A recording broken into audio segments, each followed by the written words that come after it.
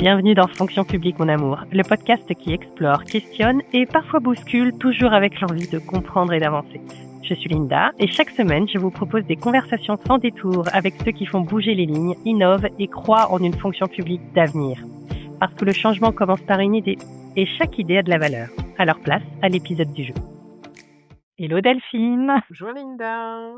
Merci d'avoir accepté mon invitation. Je sais que les 2 épisodes qu'on va enregistrer ensemble vont intéresser beaucoup de personnes, puisqu'on va parler concours. Delphine, est-ce que tu veux bien te présenter? Oui, et avant peut-être un petit mot pour te remercier pour cette invitation. Je suis très contente d'être Oh. ici et ravie de pouvoir apporter ce petit éclairage concours. Merci à toi. Alors pour me présenter, je dirais d'abord que sûrement comme la plupart des auditeurs, je suis agent public, c'est-à-dire que j'ai commencé en tant qu'agent contractuel, j'ai ensuite passé des concours en interne et puis la vie a fait que j'ai dû prendre une pause dans cette carrière de fonctionnaire et je suis maintenant en disponibilité depuis un peu plus de 6 ans où j'accompagne en tant qu'auto-entrepreneur les agents publics dans ce que j'appelle les transitions professionnelles et leur préparation de concours ou d'examens professionnels dans la fonction publique. Ouais, et des concours, il y en a plein. À un moment, j'essayais de repérer le calendrier.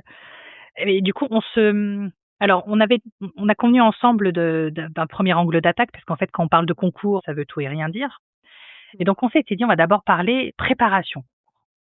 Et la question que je voulais te poser, c'était comment organiser sa préparation pour réussir son concours. Parce que je suis sûre qu'il y en a qui arrivent à s'organiser pour rater leur concours. Mais toi, tu as les clés pour nous aider à réussir les concours. Ouais. Tout est possible. Hein. C'est ce qu'on a dit. C'est vrai. Et surtout, tu vois, moi, la première erreur que j'observe, et ça peut sembler évident pourtant, c'est de se tromper de cible. C'est-à-dire, comme tu dis, il y a beaucoup de concours, et derrière le concours, il y a aussi beaucoup de métiers, beaucoup de fonctions, beaucoup d'employeurs parfois. Et résultat, on voit certaines personnes, certains candidats qui s'engagent dans une démarche concours, mais qui passent un peu à côté de la finalité de ce concours. Donc, ils n'ont pas très clairement en tête, dit autrement, ce qui les attend demain en tant qu'employeur, ce qui les attend demain en tant que mission, que métier, que fonction. Et donc, résultat, leur positionnement, leur approche de ce concours est légèrement erronée. Il va de soi que ce que je viens de te dire sur métier-fonction, ça s'applique aux épreuves. C'est-à-dire tous ceux, tu vois, qui ont des cas pratiques à faire ou des notes sur dossier avec proposition.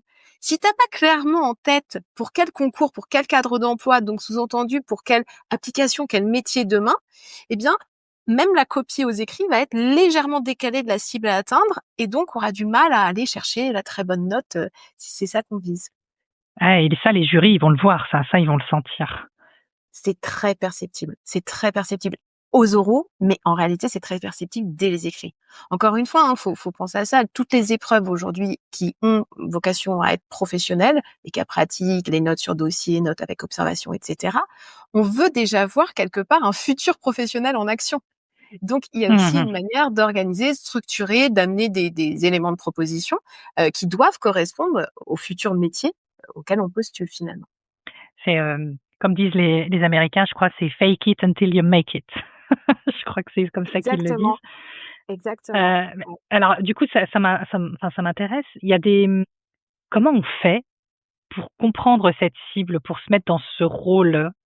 Tu vois, c'est pas évident quand même. Il y a des trucs et des astuces ou Alors, moi, j'ai un petit truc qui est un peu bizarre au début, mais je parle de portrait robot. Portrait robot du candidat idéal. Alors, c'est quoi ce truc? C'est finalement venir inverser les rôles et de se dire, quand tu es candidat à un concours ou à un examen professionnel, in fine, les jurys, qui veulent-ils recruter? C'est-à-dire qu'il s'agit pas, c'est pas le côté qui est le meilleur, c'est qui correspond à leurs attentes en termes de besoin de recrutement.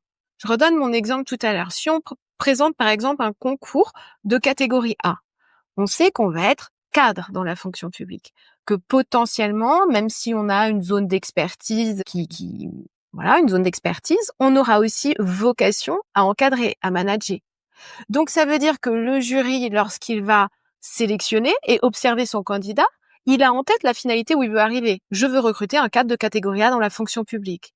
Donc, je veux aussi une posture, une représentation de son service, une capacité à animer une discussion, une capacité, une aptitude demain à encadrer. Donc, tu vois, c'est ça pour moi le portrait robot du candidat idéal. C'est d'arriver à se demander finalement, au-delà du concours, à quoi je vais servir? Quel est le besoin de recrutement? En fonction de Intéressant. ce OK. besoin de recrutement-là, je vais voir comment je peux l'atteindre. OK. OK. Moi, j'ai bien compris. Donc ça, c'était se tromper de cible, ton truc Ouais. pour se tromper de cible. Il y a d'autres erreurs, forcément. Il y en a Ah plus bah oui. qu'une. Alors la première erreur, c'est tu te trompes de cible. La deuxième erreur, c'est un peu, je pars tout feu tout flamme, je suis à fond, je rêve de ma réussite, je sais pas, j'ai toujours rêvé, inspectrice des finances publiques, de bosser dans la Oh, je me reconnais culture. tellement là-dedans. Alors là, c'est le candidat, il est super motivé celui-là au début. Il est super, super motivé, mais il va garder le truc un peu idéalisé là comme ça dans son coin. Il s'y met pas vraiment. Ou alors, il est super motivé et alors il se fait un programme de travail, en veux-tu, en voilà. Genre 5 heures de révision tous les jours, tous les week-ends dessus, etc. Et alors bien entendu, notre candidat, il va pas aller jusqu'au bout. Alors soit il va pas y aller du tout, c'est-à-dire qu'à un moment, c'est tellement idéalisé qu'il s'y met pas, soit il s'épuise très rapidement. Donc la deuxième erreur, si tu veux, c'est de ne pas mettre sa démarche de travail dans une préparation réelle, dans sa vie réelle. Parce qu'on n'est pas toujours Ah oui. disponible 10 heures par jour pour travailler son concours. Ah, mais tu fais bien de le préciser parce qu'effectivement, on préparer un concours quand on est étudiant, en charge, de famille, c'est pas du tout la même chose que quand tu as 2 enfants à aller chercher à l'école ou effectivement, ou tu es claqué le soir en rentrant du boulot. Exactement, exactement. Et pour ça, OK, il y a pas de secret, c'est l'organisation. OK. L'organisation, c'est-à-dire qu'il faut prendre son emploi du temps, sa vraie vie, ses vraies contraintes, son job, ses enfants, le cours de foot, j'en sais rien. Et dans cet emploi du temps, regarder à quel moment on peut se dégager du temps dédié pour préparer son concours.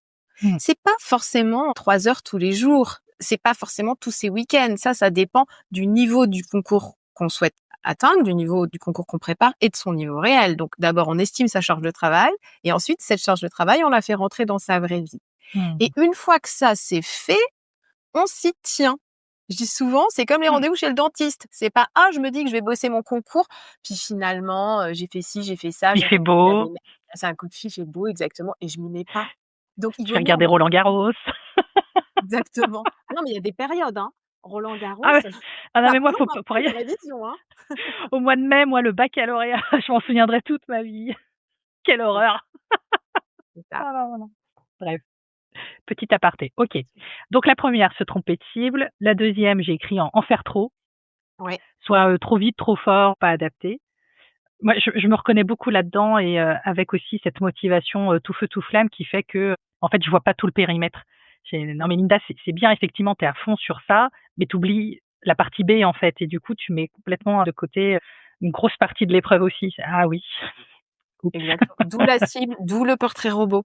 Mmh. Tu vois? Ça se reboucle. C'est vraiment hyper important. C'est très négligé, hein, par les candidats, Ouais. alors que c'est le nerf de la guerre, hein. Où est-ce que Mmh. je dois arriver sur toutes ces facettes? Tu as raison. On a tous des champs qu'on préfère. Donc on a Mmh. tendance à y aller, mais c'est pas forcément suffisant. Ouais, ouais, ouais, tout à fait. Est-ce qu'il y en a une autre d'erreur? Alors, je crois Enfin, il y en a après, c'est forcément peut-être plein un peu d'autres, mais plus oui, il y en a plein d'autres, mais il y en a une autre qui est importante selon moi, parce que je la trouve un peu triste honnêtement celle-ci, c'est qu'à un moment, le candidat, il n'y croit plus. C'est-à-dire que, ah, tu vois, celui qui avait bien commencé, il s'est bien organisé, c'est réel, il travaille et puis peut-être il fait des galops d'essai ou peut-être, il a des oraux blancs ou je sais pas. Enfin, à un moment mmh, donné, en gros, il se trouve nul, quoi. Soit il a ouais, eu des preuves tangibles ou évidemment il a eu des mauvaises notes, soit je sais pas, ça s'arrête et résultat, il croit plus du tout en lui et en sa démarche. Et là, c'est un peu mmh, l'effondrement de tout ce qui a été mis en place.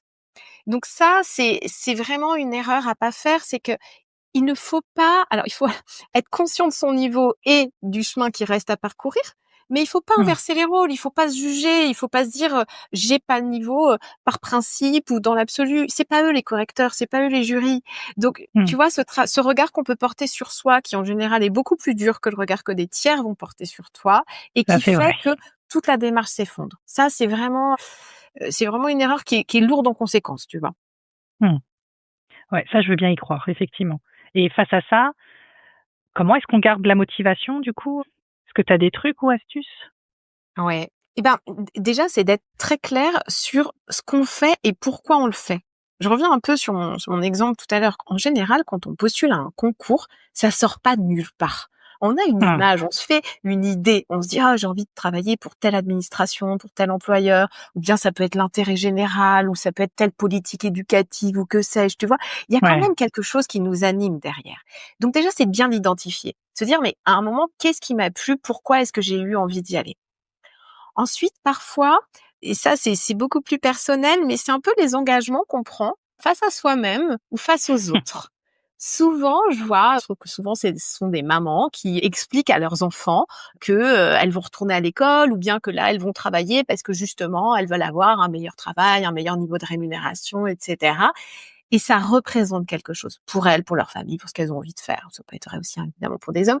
Mais donc, tu vois, cette espèce de truc, on le fait pour des raisons qui sont pas forcément professionnelles, qui sont pas forcément avouées ou Mmh. mises sur la table devant un jury, mais on le fait pour ce qu'on appelle ces raisons intrinsèques. Et ça, c'est hyper puissant pour pas laisser tomber. Et puis OK. peut-être après, juste le dernier truc sur les motivations, c'est qu'à un moment donné, si on travaille pas, si on fait rien, qu'on procrastine, on va commencer à culpabiliser, à se dire qu'on est nul, qu'on n'est pas au niveau et tout fait patatras. Donc, Mmh. tout simplement aussi pour rester motivé jusqu'au bout, eh bien, il faut suivre la démarche de travail qu'on a mise en place. Et Mmh. en se sentant, quelque part solide, tu vois, en se disant: «Non, j'ai travaillé, j'ai révisé, je suis prêt», bah, on se sent Mmh. aussi plus fort, plus légitime, plus motivé à aller porter ça devant un jury, quoi. Mmh. OK, intéressant. Je pensais, au délai. Quand on selon toi, il y a un délai pendant lequel il faut se préparer enfin, un délai idéal de préparation ou tu vois, si je me prépare pendant 2 ans pour un concours, est-ce que c'est trop? 2 semaines, est-ce que c'est pas assez? Enfin, Mais ça, c'est j'imagine que ça dépend difficile. des gens, hein, mais Beh oui, ça dépend des gens et ça dépend des concours. On me demande souvent mmh, ça, mais pour le coup, il y a pas de réponse. mmh, C'est-à-dire qu'évidemment, c'est pas forcément le même degré de préparation si, il y a pas d'épreuve écrite, ou si c'est une note de synthèse ou s'il y a 5 écrits de 4 heures à préparer. ouais, ouais. Évidemment, c'est pas la même durée de préparation si on sort de la fac ou si on était dans une démarche concours, on a eu le B, il y a 2 ans, puis on prépare le A, que, si ça fait 20 ans, qu'on n'a pas mis le nez dans un bouquin. Donc, Mmh, il y a pas forcément de réponse en termes de situation idéale. La seule chose, c'est d'être au clair sur ce qu'on va nous demander pour mmh, réussir les écrits et puis après les oraux, ce qu'on estime être notre niveau de départ. Ça, c'est peut-être le plus difficile parce que justement, il y a tous les biais où spontanément on va mmh, dire: «Ah, je suis nul, je sais rien», puis en fait, on sait quand même des choses. Mais donc finalement, tu vois, c'est arriver à estimer cette charge de travail. Et encore une ouais. fois, pas une charge de travail pour être, le meilleur ou je dis souvent le nouveau prof de droit public, ou le porte-parole de tel ministère, mais juste la charge de travail qui permet d'atteindre le seuil qui va bien pour être admissible ou le seuil qui va bien pour être reçu. Et Ouais, c'est OK. seulement là-dessus qu'on va travailler en réalité. Mmh. Intéressant ça. Mmh. OK. Si tu avais un conseil ou un truc, une astuce, un message à faire passer aux personnes qui sont en train de s'organiser, qui sont en train de préparer un concours, qu'est-ce que tu leur dirais? Alors je repasse rapidement sur le premier, mais c'est essentiel. Soyez très au clair sur ce que vous attendez de la réussite à ce concours et là où ça va Mmh, vous amener. Là, je suis en train de parler d'environnement professionnel, de métier, de fonction, de mission. Tu vois, cette acculturation mmh, aux concours et aux professionnels qui ont réussi ce concours. Mais ensuite, vraiment, la deuxième chose que je dirais, c'est, enfin, croyez-y, en fait. Croyez-y mmh, vraiment, même si la marche peut sembler un peu haute, même si à vous, ça prendra 2 ans, alors qu'à d'autres personnes, ça prend 6 mois, avec une bonne organisation, une bonne méthode de travail, on peut y arriver. Je veux dire, mmh, l'acquisition de connaissances en tant que telle, c'est pas ce qu'il y a de plus difficile. Ce qu'il y a de plus difficile, c'est d'arriver à utiliser ces connaissances et à les mobiliser pour montrer à ces jurys, à l'écrit ou encore une fois à l'oral, que demain, on peut être le professionnel qui cherche à recruter aujourd'hui. Et donc ça, c'est vraiment un état d'esprit, une, une conviction qu'on a en sa propre capacité à réussir. Ça, c'est vraiment, mais franchement, un levier majeur et un vrai élément différenciant entre les candidats. Moi, je le vois très bien, hein. Il y a ceux qui arrivent, qui travaillent bien, mais qui y croient pas trop en leur réussite ou en leur mmh, légitimité, et cetera. Et puis, il y a ceux qui peuvent être par ailleurs un peu moins bons en termes de connaissances académiques pures. Mais en revanche, leur démarche pour eux est évidente. Ils savent mmh. pourquoi ils sont là, ils savent ce qu'ils en attendent. Et ça vraiment c'est très engageant pour un jury et c'est très aidant finalement pour réussir son Mmh. concours. Ouais, d'accord. Sans pour autant aller dans le, comment on appelle ça? J'ai le mot hautain qui revient, mais c'est pas du tout ça, Non, c'est pas croire qu'on y est arrivé, c'est pas être suffisant. Encore une fois, c'est pas dire: Oui, «Je voilà, suis c'est le il meilleur». y en a qui ont un peu trop confiance, tu sais? Ah bah oui, oui, oui, oui, Ça oui. aussi, Non, les non, jurys n'aiment pas. non, non, oui, ça c'est une très mauvaise idée, hein. Aussi tous Mmh. ceux qui arrivent en disant: «J'occupe déjà les fonctions, donc là j'ai besoin du titre». Mmh. C'est OK, assez indélicat, tu vois? ouais. Mais en tout cas, y croire, c'est la première brique. Ouais, complètement. Comment est-ce qu'on peut te contacter, Alors pour Delphine? me contacter, il y a un site web www.valleycoaching.com. Sinon, le mail qui va VA2LET. bien. Oui, merci, VA2LET ou le mail direct contact@valleycoaching, VA2LET, coaching tout en un mot, .com. Parfait. Merci beaucoup, Delphine. Merci à toi. Voilà, un regard de plus sur la fonction publique d'aujourd'hui. Si cet épisode vous inspirait, alors il a rempli son rôle. Parce que ce que l'on retient et ce que l'on transmet, ça a du sens. Et ce qui a du sens a de la valeur. Partagez, abonnez-vous. Merci d'être là et on se retrouve bientôt.